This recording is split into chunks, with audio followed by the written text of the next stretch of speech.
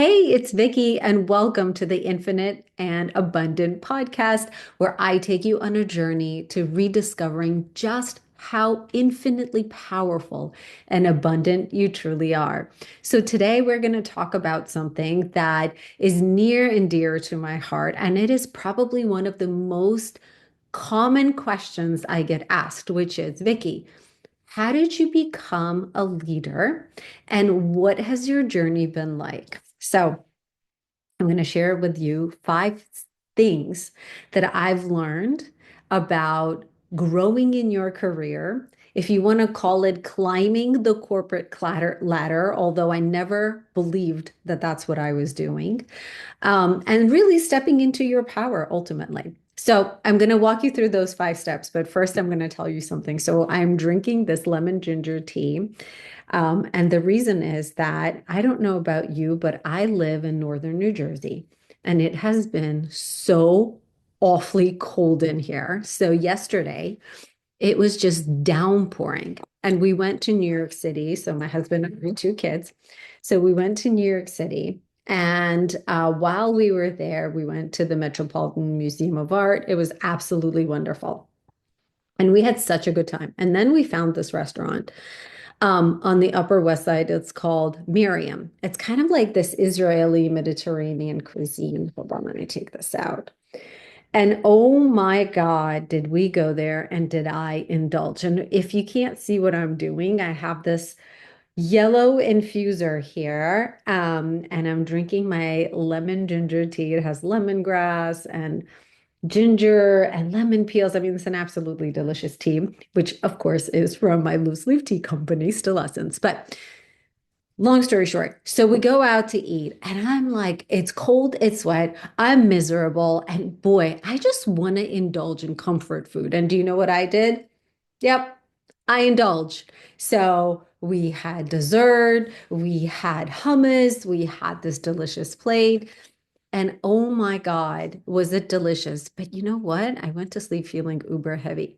So this morning, my girls were like, Mommy, I think we should be drinking our skinny tea. So they call this the skinny tea because it's a really good tea for detox and detoxifying your gut. Just kind of flushes you out, all the water, all the excess water that you're holding on to, right? Because it's bitters. So, long story short, so today I went for a run and I'm feeling phenomenal after my run. And I've been drinking my tea to just kind of like get rid of any excess water, it's also an anti-inflammatory tea. So I've been like, okay, I gotta bring down the inflammation from all the fun I had in the city yesterday. So, anyways, you're going to be seeing and hearing me sipping my tea. So, just in case you're wondering what it is, that's what I'm drinking over here. But it's absolutely delicious and I absolutely love having it. Mm, so, so good. All right. So, I'm going to talk about the number one, okay, top five questions that I get asked, especially by women in business. And that is, Vicki, how did you become a leader? And how is it that you got the seat at the table? Right? First of all, I never think of myself that way. Can we just get super honest? I mean, I grew up, number one, believing that I was really small.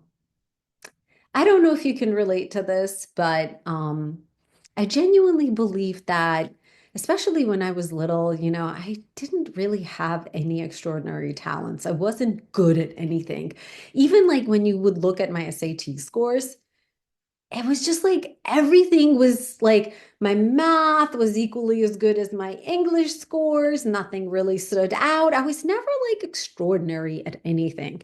So never in my wildest dreams did I think that I was going to go on to launch a podcast, let alone, become a leader in an organization or to, having even a voice or having something new, unique or different to say. So yeah, I definitely have had limiting beliefs running through my mind and the stories that I'd been telling myself. But to very quickly tell you my story, I started out when I went to college. I went to Northeastern full time in the beginning, and I was in the criminal justice program.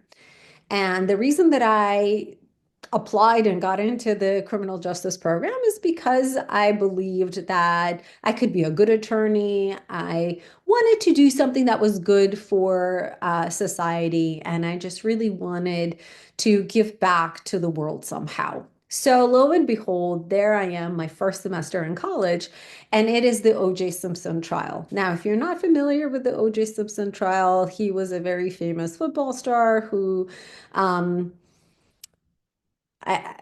killed. I mean, I just want to say, like, yes, he was acquitted, but he killed his wife, his ex-wife, and her boyfriend, and there was ample evidence pointing to him, but yet somehow the justice system found a way to acquit him because he had amazing attorneys and just a really flawed legal system. So there I am. I am, so disillusioned by our criminal justice system and the legal system. And I am feeling at a complete loss as to, oh my God, for the last 5, 7 years, or as long as I could remember, I was convinced that I was going to become an attorney. I have no idea what the hell I'm going to do, but I know I can't be an attorney and I know I cannot continue to study criminal justice and I don't want to have anything to do with this. I was so disgusted, and disillusioned, right? And for an 18-year-old, you can only imagine how hard something like that must hit. So I left. I left my college. And, growing up, education was basically my ticket into survival, right? It was the way that I was going to earn a living. I didn't come from a wealthy background, and education was supposed to be the thing that would catapult me from absolute and dire poverty into at least the middle class in the United States. So I leave and I have no idea what I'm going to do. I'm so lost.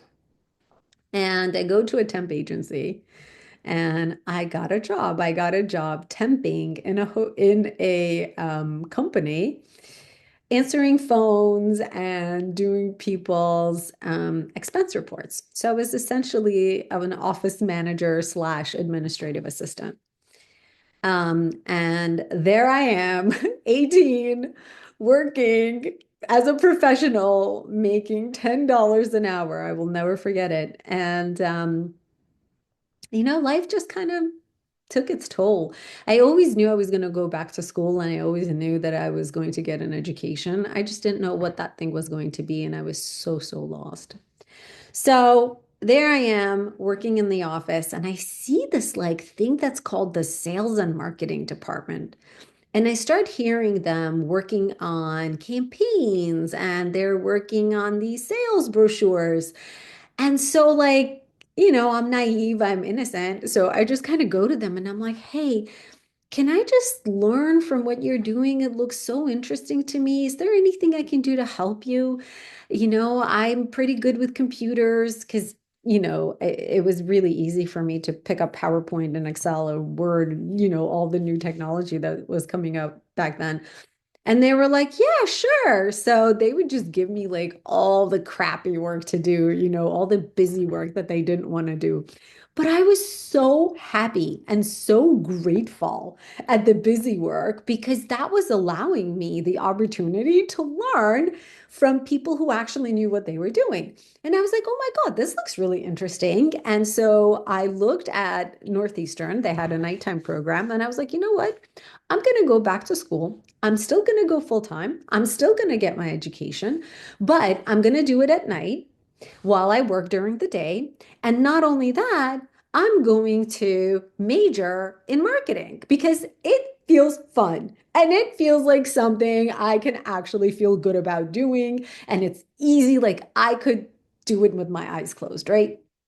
So I learned about this benefit at work where they would pay a little bit of the tuition I think it was like 5 or 7 thousand towards, your work related education. And because I was getting a bachelor's in business and it was related to what I was doing at work, they were basically paying for my college tuition. And so that is how I paid for school. But that's lesson number one is look for creative ways to pay for your education.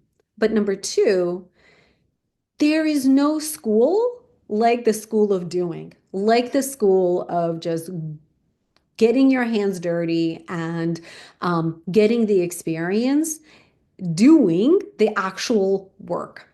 But the lesson that I learned just from that is if you want something, you gotta ask for it.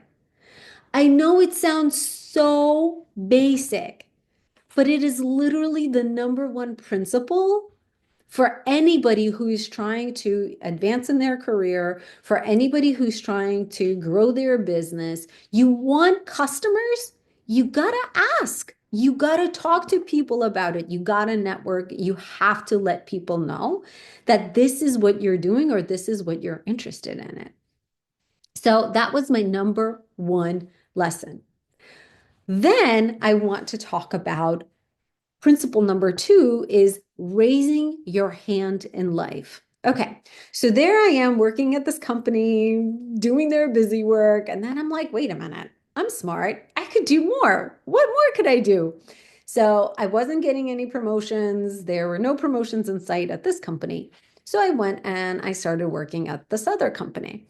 I'm working there again as an administrative assistant. But because I had a couple of years of experience under my belt, I could do the work of administrative assistants like with my eyes closed, right? So I'm working for these senior executives. But what I did was I knew I wanted to eventually transition to working in marketing. So I looked for a job where I would be an administrative assistant, but it would be in the marketing department for some kind of a marketing executive. Because I was going to go in with a plan where I would come in, I would get all the work done in fraction of the time. And then I would raise my hand and ask the executive to give me access to work on any kind of projects. Like I was willing to roll up my sleeves and do anything that it took in order for me to get more and more of that on the job experience in marketing. So that is exactly what I did. I had a plan and I was executing on it. So I go and I work for this other company and I'm working for a marketing executive. And as I am interviewing with him, I made myself crystal clear about what I wanted. I said, hey, I can absolutely do A, B, C, D, and I'm happy to do it. But do you think that as part of this role, I can also be given the exposure to some of the marketing initiatives so that I can start to get on the job experience working in marketing? And he was a really pleasant guy. And I mean, to him, I think as long as I was getting his calendaring done, as long as I was getting his expense reports filed, he was willing to give me that opportunity if I was willing to spend my own time to learn some more. So that is exactly what I did.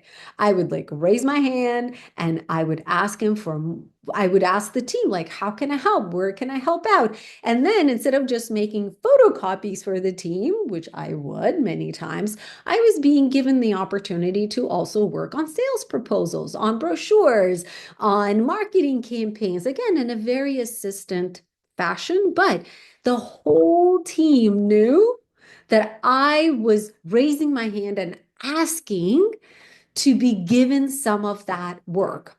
Now, that work I was doing sometimes in my own time, sometimes at night, sometimes on the weekend, but I was happy to do it because I knew what my end goal was going to be from that. So, if you find yourself in a situation where you're working as an assistant or you're doing something, but you want to get exposure in a different department or you want to learn a different skill set, raise your hand. Reach out to the executives within that department, within that division, and ask them for the opportunity to do quote unquote gig. To ask them, if there is a project that you can do, but be prepared to do it on your own time. You may not have time during your workday to work on it, but be prepared to put in some extra work. It is so worth it. If that is your dream and if that is what you want to do. Don't ever tell yourself, oh, I'm an admin. There's no way I can become an executive. I'm an admin. There's no way I can ever transition into technology, engineering, marketing, entrepreneurship, whatever that might be. Raise your hand in life and talk to people. Talk to people who are doing the work and ask them for the opportunity to work on something. They will be more than happy to give you the chance. They'll be more than happy to teach you or to give you exposure to a particular type of job. Because guess what? When you go to apply for a job, they always look for relevant experience. And if you don't have the relevant experience, it becomes really, really hard to get a role without any relevant experience. And how do you get relevant experience? Just try to get it right on the job. It's the best way. Okay, so number two, raise your hand. So you've now learned. The other thing that I want to talk about is the third part, the third pillar of my strategy, which is now that I was starting to get the marketing roles and I was working, as an associate or as an assistant manager, I was like, okay, so how do I break free? How do I go to the next level? Like, how do I get out of this like junior level role and to a manager level role? And here's the lesson that I learned. This is my tip number 3. Sometimes doing a good job and being a top performer is not enough. It's not enough to get promoted to the next level. So, what do I mean by that? I have to take a breath as I tell the story because I've seen it in both directions. So, when I was working for a large financial services institution, and it doesn't matter the company, I was working there for a long time, many, many years. And I kept seeing people around me getting promoted. And you know what was really frustrating? And tell me if you feel the pain and the frustration of this circumstance. My frustration was that every single year, I would get amazing ratings. I would always be a top performer, top 3%, top 1%, top 5%, top 20%. Like I was always in the top something percent. And yet, when it would come time to get promoted, I wasn't getting promoted. And I was like, what is going on here? And I was just downright frustrated. And I decided that instead of trying to go up, I am going to go sideways, but I'm going to invest in me. I'm going to invest in broadening my skill set. So, what did I do? I was working in digital marketing. And there was a role that was open for a digital product manager. Now it was really scary because it was like a little more technical. Usually in product management, what happens is people will have like the technical background, like engineering or, project management. And then they go and they go into product management. That was not me. I went marketing, so not technical, but super customer obsessed, to product management. So that meant I needed to deepen my technical expertise. Long story short, I take a role that was a lateral move, but oh my God, did I learn a lot in that position. It was like drinking from a fire hose. And so I was building up my skill set horizontally. I wasn't going vertically. I wasn't going up. I was going sideways. And a career is a zigzag. Sometimes you're going laterally, sometimes you're going up, sometimes you're having to go lateral, sometimes you have to go down. It all depends on what your target is and where you want to get to. So, all right, so there I am. I'm like building up all of this new skill set and I'm trying to get promoted, trying to get promoted. Well, as it would have it, everybody else around me was getting promoted. So, you know what I did? I built up my skill set so much that when a new role was available at another company, I was able to leave.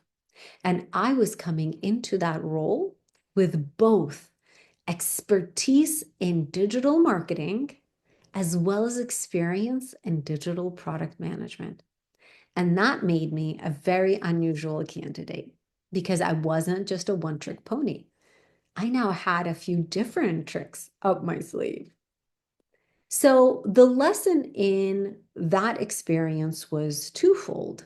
One is sometimes when you're not getting the promotion in your current job, you got to leave and you got to find it somewhere else. And you got to leave is you may need to leave your company or you may need to leave your role. But getting in seat promotion or getting a promotion in your particular role can be extremely difficult because you see roles and the promotion within the role has to be because the scope of the role has increased. And a lot of times it's really, really difficult to justify that the scope of the position has been increased. And so that's why people have a really hard time getting an in-seat promotion. And if that's happening, then you got to decide for yourself. Do you want to stay in the role or do you see yourself leaving so that you could get to the next level, to what you believe you actually deserve? So I wanted to share that with you because as much as I wanted to stay and stay in that safety and the security of the known, a lot of times we don't want to leave our jobs or our current positions because we are afraid of the unknown. The devil that you know is better than the devil that you don't know. But unless you take that leap of faith on yourself, it can be really daunting to stay in a position where you continue to feel like you're being passed up for the promotion while everyone else is getting promoted. So think about that while I take a sip of my cup of tea. Oh my God, it's so delicious. Okay. So I wanted to share that with you. All right. What's my next tip? Well, when you leave your role, this is my tip number 5. Negotiate like you are worthy. All right, I'm going to tell you a story. So, I was, I think 25. I had been in the workforce for a couple of years at this point, right? So I had worked as an administrative assistant. I had worked as marketing associate. I was like in all of these roles. And I got laid off and I went and I interviewed for an associate brand manager position. I mean, that role felt really out of reach for me, but I did everything in my power to prove that I could do the work. And I could. I knew I could. So I negotiated. I got the job. I got the offer. And it was a really good offer. I went from making, I think, 45,000 to they made me an offer for 70,000. And when I was negotiating the offer, I had learned that you negotiate every single element of the offer. You negotiate the base salary, you negotiate the bonus, you negotiate the signing bonus, you negotiate the vacation days, you negotiate flexibility. How many days do you work from home? You negotiate everything and never ever negotiate everything all together. Break up the package that they're offering you and negotiate each component piece by piece. And don't be afraid to not take the offer as soon as it is given to you. So that's what I did. I I looked at the salary of 70,000, but I knew that I could get at least another 5,000 out of this role. So when I negotiated with the recruiter, I um I asked for more money, more vacation days, bigger signing bonus, and I just negotiated each piece by piece. And I think I was 25 or 26 years old. And I couldn't believe I was shaking as I was negotiating, but I was doing it. I was doing it through the tunnel of fear. And I remember at the end of the negotiation, I'm talking to the recruiter, and he said to me at the end, he goes, "Wow, you got everything you asked for." I said, "I am so thrilled and thank you, thank you, thank you." I thanked him profusely. And he said to me, "Boy, you negotiated like a man." And I said, no, I negotiated like someone who's worthy. And ever since then, I have always been a very tough negotiator when it comes to negotiating for myself and advocating for myself. Because I know that in a negotiation, you got to break it up piece by piece. Never negotiate the entirety. Always negotiate piece by piece. So, whether this is at work, whether this is you as an entrepreneur, always negotiate like you are worthy because you are worthy. I'm gonna share with you a story from our loose leaf tea business. So my sister and I came up with this very unique packaging for our loose leaf tea, and we go to great lengths to get it done. We go to great lengths to source the tea from the top 5% of the farms throughout the world. We go through great lengths to come up with blends, and there's just so much intention and thought and love and care that we put into what we create, right? And the way that we've been building up our momentum and building up the brand recognition is through a lot of street fairs, because that's a way for us to go to get to know our customers. I actually love talking to our customers and to build up the community that we're building up. It's a beautiful, beautiful community. And what's interesting is my sister, she hasn't worked in business as much. She was more like on the entrepreneurship side. She's more of the loose leaf tea expert, right? Um, and when we went to set our prices, my sister priced things really, really, really low. And I looked at her and I said, "No, we're not going to price it this low." I almost doubled the price. And I said to her, I said, "Listen, people are welcome to go and buy the tea in the tea bags at Trader Joe's for $3 or $5 for 30 bags of tea. And that's great. And I'm sure that Trader Joe's has incredible tea, except when I cut it open, you can see the tea that falls out of it. And it is nothing in comparison to the actual chunks of loose leaf and the ingredients that we have in our tea." And I'm like, "Hey, there are people that want to buy from Trader Joe's, and let them buy that. But that is not our customer.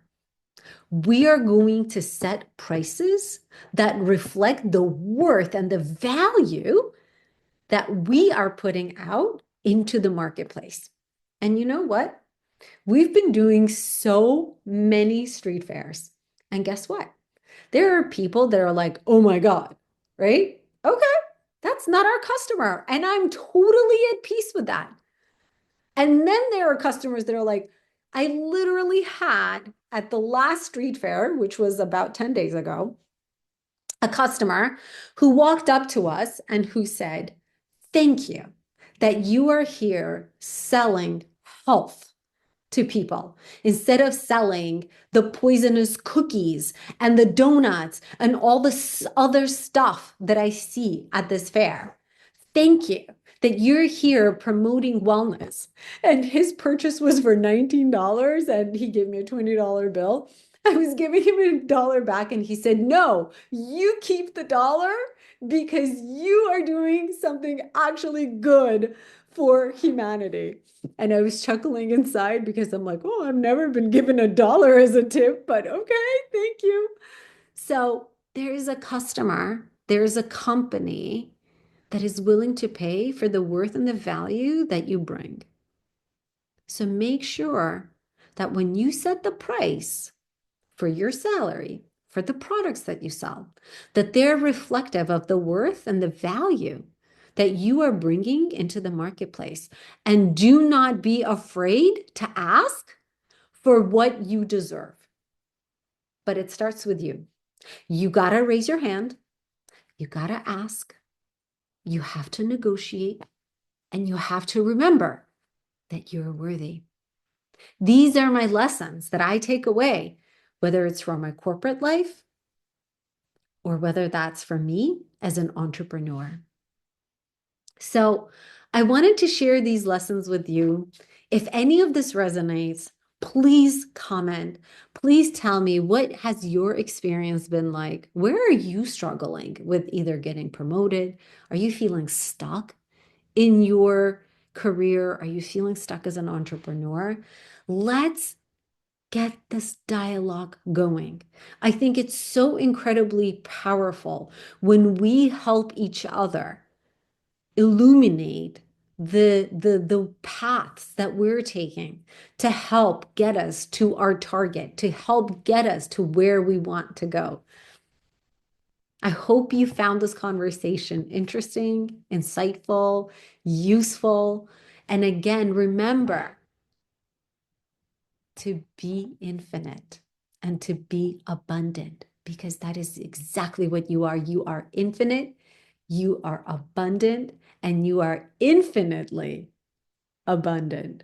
If you found this conversation helpful, it would mean the world to me if you would follow and subscribe.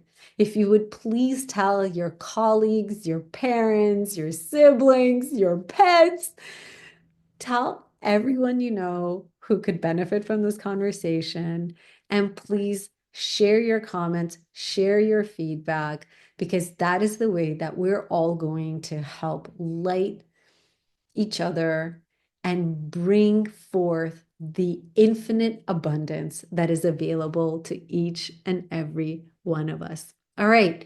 Thank you so much. And I will see you in the next episode. Be infinite, be abundant, because you are infinitely abundant.